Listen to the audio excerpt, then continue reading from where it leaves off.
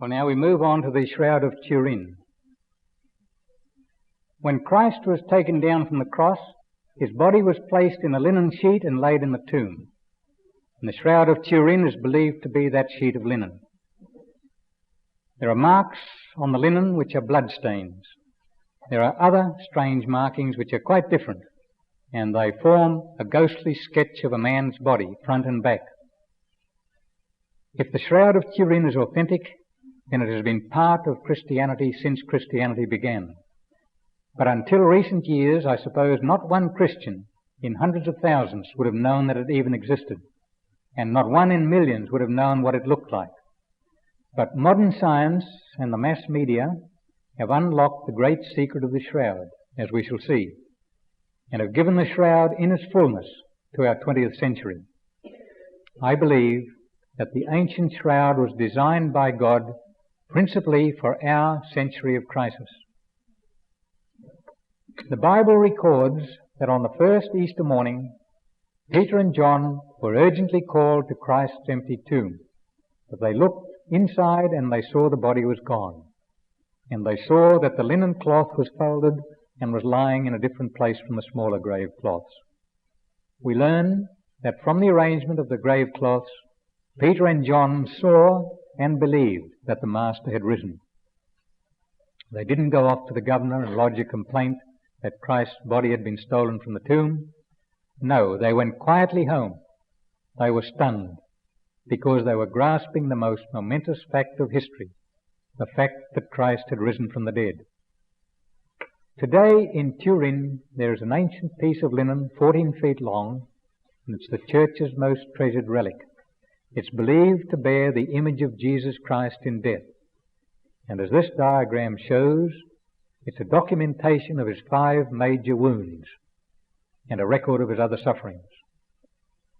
It records the details of his passion and it confirms the Bible. There isn't time to go into the history of the Shroud. In fact, for its first 1,000 years, there is no historical documentation of it, only brief mentions by pilgrims and other writers. The first clear documentation of it is in the year 1171. The Shroud was then in Constantinople and was in the keeping of an empress. A few years later, it was venerated at the church of Our Lady of Blancherne. Around 1350, we know that it was in France. After 1380, its history becomes clearer. It had to be moved around France during the 30 Years' War with England and was then in the keeping of powerful noblemen.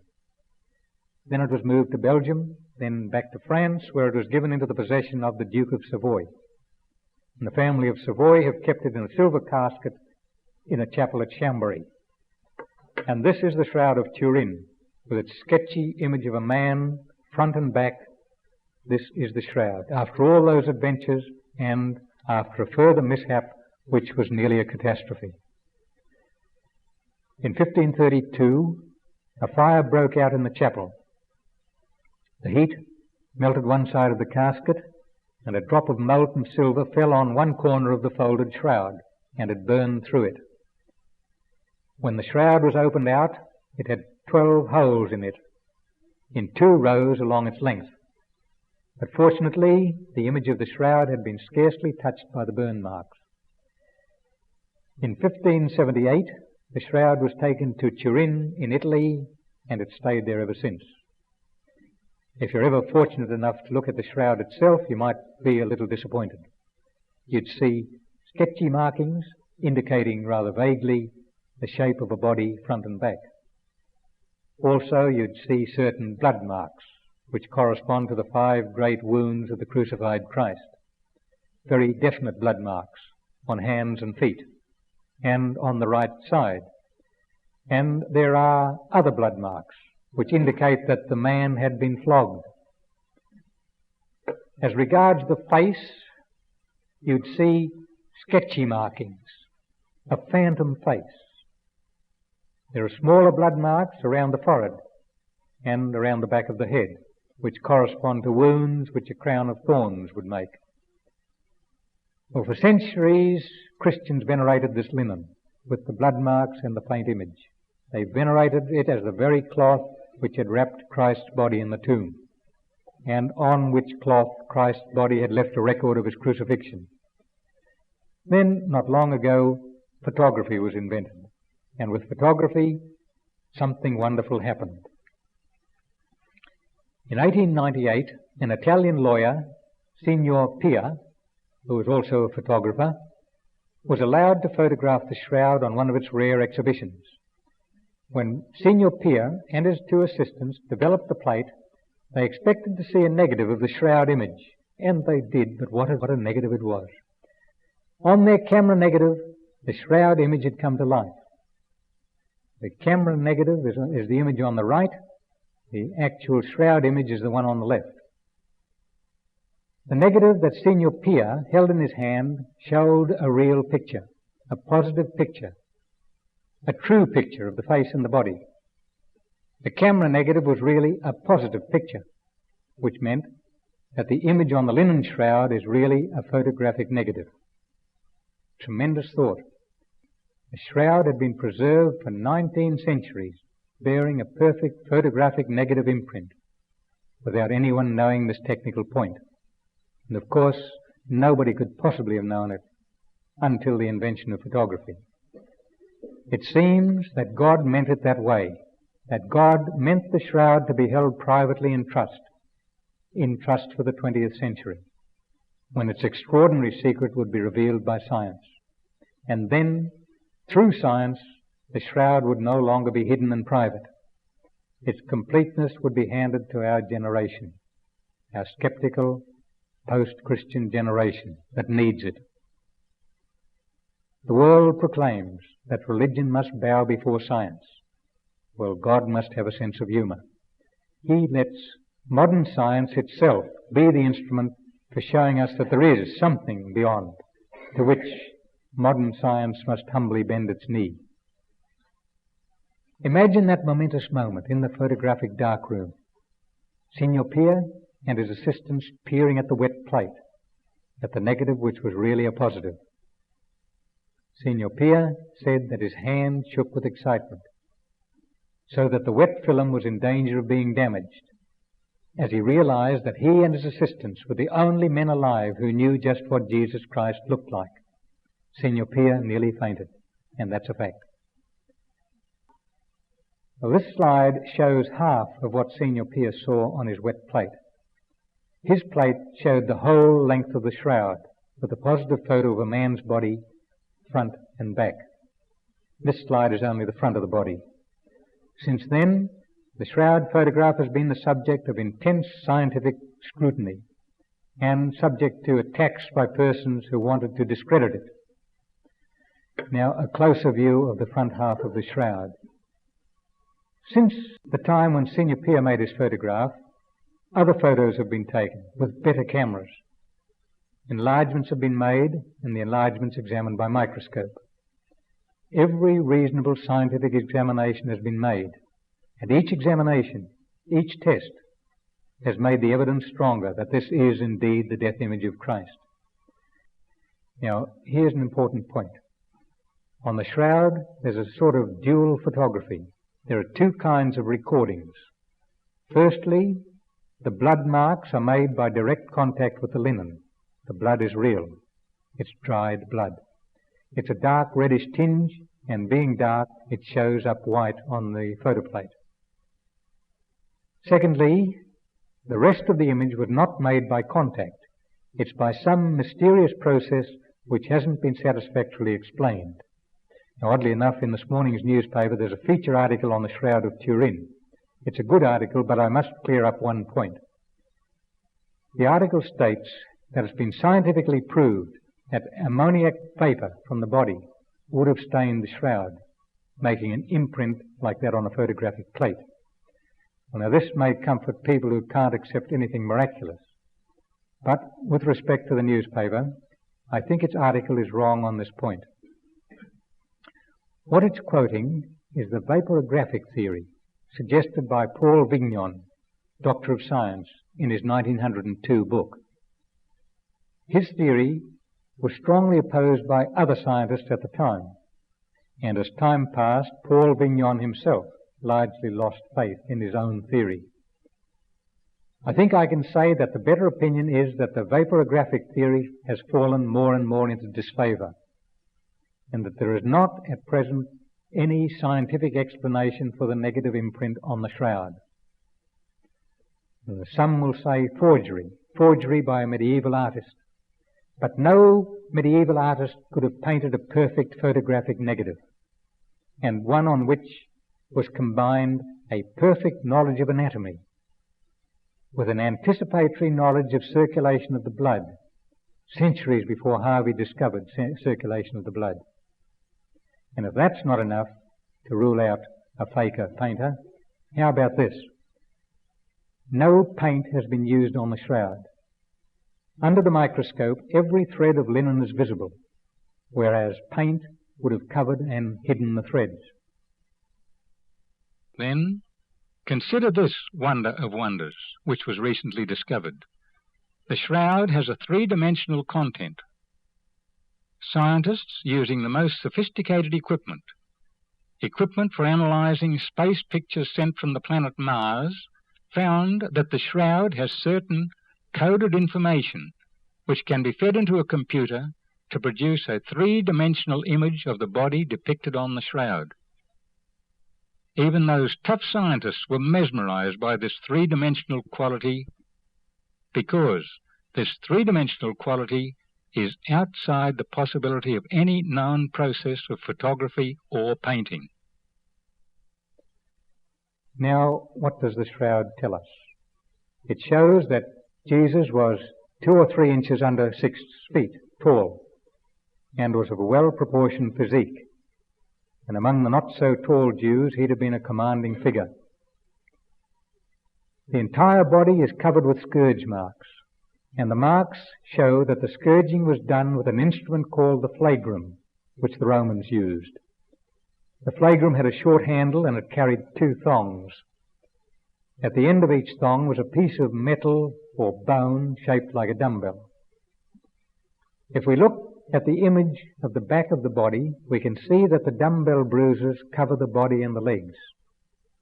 And from the way the marks lie on the body, it's been deduced that Christ stood upright with hands tied above his head during that terrible flogging, and that he was flogged front and back. On the shroud, the left leg looks shorter than the right leg. This means that the right foot was against the wood of the cross. Then the left foot was placed on top of the right instep, and a single nail was driven through both feet. So the left leg was bent at the knee, and after death, when rigor mortis set in, the left leg remained firmly bent, and this gives it the appearance of being shorter than the right leg. The hands. A large blood stain is seen at the back of the left hand, and blood has flowed along the forearms as they were outstretched on the cross. The position of the large blood stain is on the wrist, not on the hand, and this confirms that Christ was nailed through the wrists, not through the hands. If nailed through the hands, the weight of the body would tear the hands away from the nails. But in the wrist, there's a spot where a nail can be driven through a sort of hole in the bones, and this would give support for the weight of the body. And unfortunately for the victim, the nail would damage the median nerve in the wrist and would cause almost unbearable pain. Well, the shroud shows that Jesus was nailed through the wrists. The wound in the side.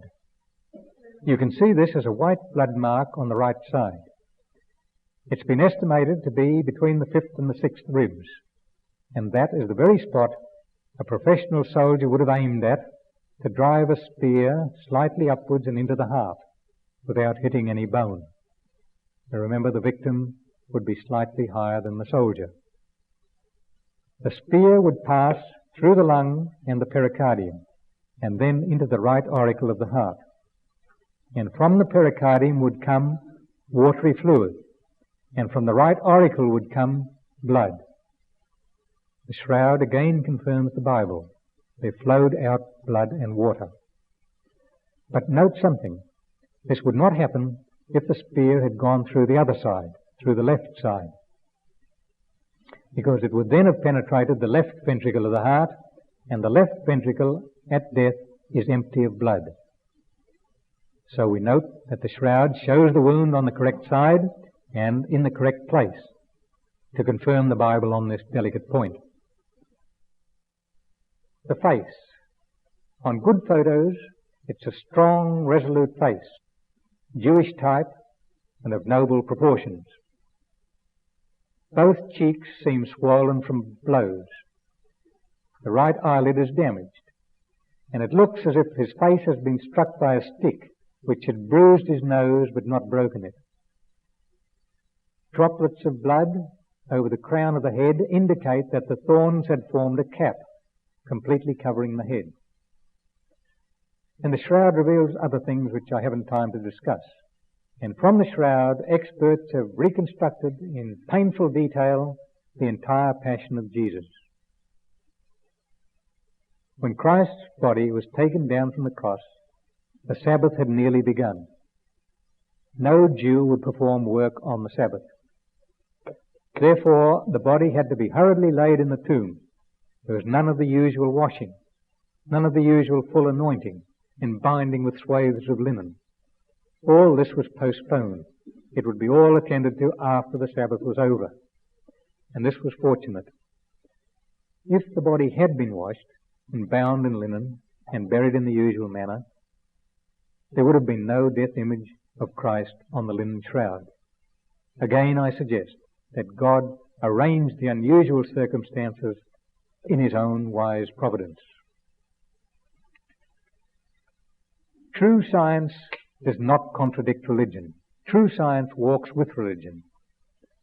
In a strange way, the shroud actually confirms the supernaturalness of the resurrection. Experiments have proved that if a wounded limb is placed in contact with linen, it's impossible to remove the limb from the linen without smudging the blood mark on the linen. So when Christ's blood-stained body lay in the linen shroud, his body could not have left the shroud by any known natural means without smudging and spoiling the picture of the wound marks. This is important to know in these days when many experts are spreading doubt on the bodily resurrection of Christ. Rather, we should heed the honest words of an old man, an infidel. He wasn't even a Christian believer, but he was an expert on anatomy. When Dr. Barbet gave this infidel anatomist his book on the wounds of Christ, the old scientist read the book and then he exclaimed, "Then, mon vieux, Jesus Christ rose again from the dead." Well, I hope the old man was rewarded by God for his honest acceptance of truth based on purely scientific reasoning. As far as we know, or as far as I know, the shroud has been exposed only 8 times in the last 200 years. For 19 centuries, it would have been virtually unknown to Christians. But in the last 40 years, thanks to science and the mass media, the shroud is becoming known and revered throughout the world. An ancient miracle, post-dated for our 20th century, for these days when the Gospels are downgraded and even the resurrection is disputed.